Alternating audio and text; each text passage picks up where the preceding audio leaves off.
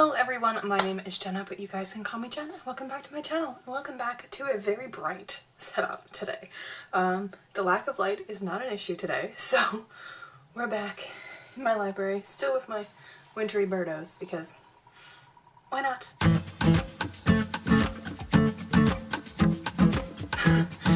Today I am coming at you with a video that is all about my writing. It is another writing journal, it is another writing update, because I haven't done one in a long time, and I feel like I should have done this video a long time ago, seeing that it's already January, late January 2020. So, 2019 was a very good writing year for me. I believe I finished my first draft of Project Dark. I started my first draft of Project Yellow with NaNoWriMo, and I got roughly 60,000 words before I stopped to take a break. And then what else? Just so many things. I ended up planning a middle grade, and just overall, it was very productive and a very, very good year, I'll say the least. But 2020 I feel is going to be even better because I have a few goals written out. Because like everything in 2020, you start the new year with new goals. So first goal is to finish the second draft of Project Dark. I am currently 9,000 words into it, which is great. I do have to say that my editing process is probably different than a lot of people because I am rewriting completely this draft again. I am changing the tense of the draft, and I'm lengthening a bit of the story and like kind of just moving stuff around structurally, which I guess is what the second draft really is a lot of the time, but it's going to be a complete new rewrite with rereading the first draft next to it, so it's going to be a little bit different before I go into like specific editing the words type of stuff. That'll be like, at this point, probably draft 4, who knows, but that's my goal, to finish draft 2. I don't know when I'm going to finish draft 2, but I hope to get to it sometime.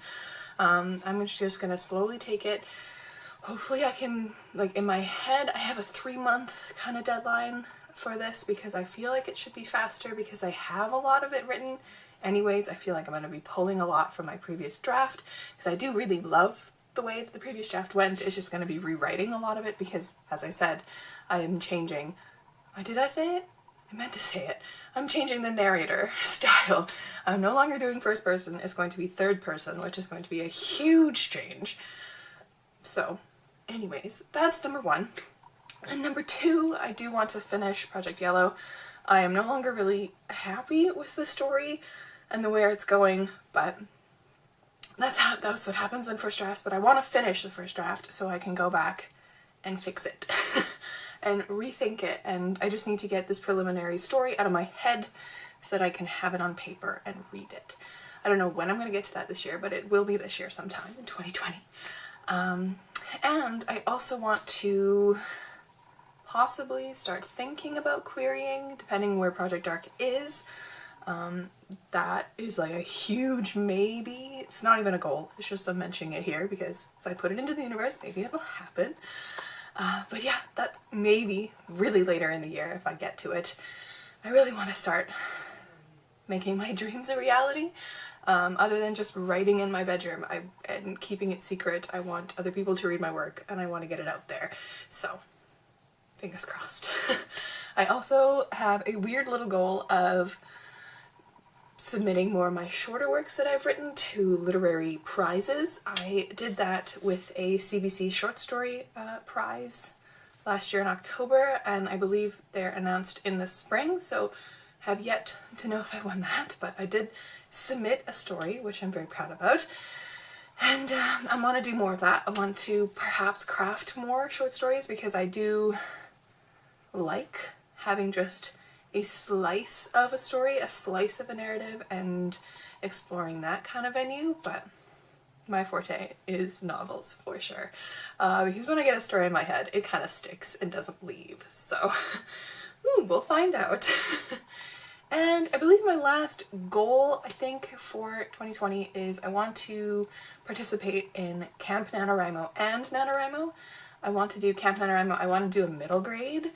I've had this idea of a middle grade in my head for so long, and I really need to get it onto paper. I need to start exploring the world. I need to start expanding it, and I have like a cast of characters in my head that I want to get onto page, and oh, I'm just so excited about it. So hopefully I can get to that in April. I think that's when Camp Nano is. I might be wrong. If I'm wrong, I'll correct myself on the screen somewhere, but I really want to do that and keep working on Project Yellow, Project Dark, and whatever this one ends up being.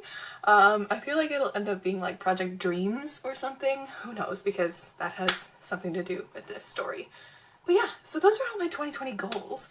I also wanted to talk about some of the writing resources that I absolutely fell in love with this year. Hold on.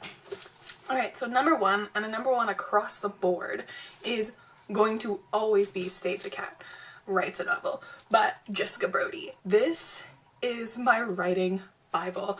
It is based off the original Save the Cat, which was screenplay based, so telling a story and then adapting it to a screenplay, or like a stage, like using the 3-act structure. But this opened my eyes to so many writing, just structural stuff, which I adore. I love learning about structural writing, crafting stories that way. But this really opened my mind, and I gotta say, when I'm reading books, I actually recognize a lot of the key points now. When I read Mistborn, I didn't really catch on at the beginning because I wanted to get into the story, but I, at the end, I marked the darkest moment, and then I marked the gathering the troops, and then after that in my head I just kept like marking them, just like that, because I was no longer at work with my sticky notes. But I love being able to see the structural points in stories and seeing how authors as prolific such as Brandon Sanderson actually put that into their work. And I know that a lot of authors don't consciously follow the Save the Cat beat sheet, I guess, but it is just the bread and butter and the bones of storytelling that everybody kind of knows. Like, you have to have a good middle, you have to have a good end, and you have to have raising stakes throughout the story. It's just all that kind of stuff that we know as storytellers just in our heads, but it's explained really well, and there's a lot of extra points in here that I never really knew about. So this is definitely one of my favorite writing resources from 2019, for sure. I highly recommend this. If you're looking to study storytelling in any fashion, pick this one up because it is just fabulous. The next writing resource is one that I came up on really late in the year, actually. I I downloaded it on onto my computer when I was doing NaNoWriMo, so in November, and that is Scrivener. And I've always wanted to try Scrivener, so I used the free trial throughout the month of November because they had a partnership with NaNoWriMo, the NaNoWriMo people, to give it for free for a month, and then they would give you a discount. If you got 50,000 words, you got a discount code to purchase it afterwards. So I did, and I won, and I love Scrivener so much, so I bought it for myself, and it ended up being half price, which is incredible because, you know, saving money and all that. But I adore Scrivener, and I can't wait to keep exploring with it because right now I'm only using it to really write. But there's so many different sections in the document that you can add in, like your research and your characters and your places and stuff like that, which I really need, because a lot of the times when I'm writing, I've written it in like a notebook and it's at home and I'm writing at the office or whatever, and I'm just like, I can't remember this name. So I need to gather all my information and put it into Scrivener, but I will get used to that. But yes, 100% love Scrivener. And next writing resource that I discovered, and I think it's going to be the last one I'm going to talk about today, is podcasts. I never would have thought that writing podcasts and author podcasts and book podcasts would have affected me this much. And, you know, it's just, I love them all that I've listened to, and I'm always open to more. So if you know any good writing podcasts, leave them down below. I have listened to the Novelty Show in the past because I have been following Katie Tastic, one of the YouTubers who is a part of that, for a while, and I really enjoy their podcast because it's well thought out. Each episode is themed perfectly, and they are very concise and very clear with their advice, and I really enjoy that podcast. Another one is probably my favorite, and that is Writing Excuses, and that was produced, I believe, originally by Brandon Sanderson, but there's a cast of people that are always coming in, and it's 15 minutes, and it's just like a little snippet of information, and then they give you like a writing task at the end of it, which I've never tried, but it's really interesting because it always depends on what they've been talking about recently, and there's like 14 seasons of this podcast, so you can go back and you can watch all the backlist or listen to all the backlist stuff. It's amazing. But I just really love how it's short and concise and just really good advice from people who know what they're doing. Like, you have Brandon Sanderson, you have published authors talking to you about this kind of stuff. And in that same vein, I really enjoy listening to First Draft with Sarah Ennie because she interviews authors and their process and their lives, and then sometimes about the craft, sometimes not. But I just really enjoy listening to those kind of podcasts because it inspires me to keep writing myself. Oh, I forgot one more thing that I really, really love, and it is a channel on YouTube. I love her so much, the girl who runs this channel, because she is just incredible. But in 2020, another goal of mine is to look for more author-tubers because I really enjoy seeing other people's process and their way of writing and that kind of stuff. But right now, I am obsessed with Kate Kavanaugh. I love her videos, especially her like experimental videos. Some that come to mind, she wrote like J.K. Rowling for a day.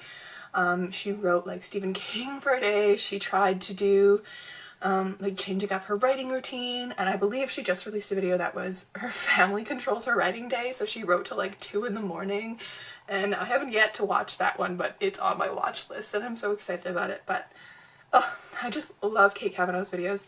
She is so inspiring. Every time I watch one of her writing vlogs, I end up getting so inspired that I want to write myself, so I will sometimes start my writing day, if I'm going to write, by watching one of her videos to get into the mood of writing, and then I will go write. I did that a lot in NaNoWriMo, and I would use a lot of her live write-ins that she did with her and then her AuthorTube pals.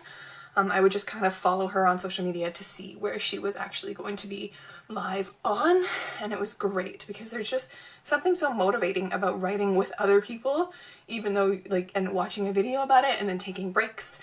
I love that like 20-minute sprint tactic that they do. I know Kate Kavanaugh does like really short sprints, which is also really good to get into the groove of writing, but I love that. But yes, so out of all of that, that was my smorgasbord of like writing things that I loved in 2019 and then my goals for 2020. So I really hope you enjoyed this video. Let me know down below if you are currently working on a project. I would really love to hear about it. Let me know and tell me the details. And let me know if you guys have found any writing resources that you really, really love. But yeah, if you feel like it, subscribe. If you haven't yet, hit that little bell icon so you know when I upload. It's usually twice a week. I have reading vlogs / writing vlogs come out every week for sure. And if you're feeling like it, give this video a like so I know that you're liking this video. Every time I try to do these like outro things, I mess up every time. So we're just gonna have to go with this one. But yes, I will catch you in another video soon. Stay kind and keep on writing.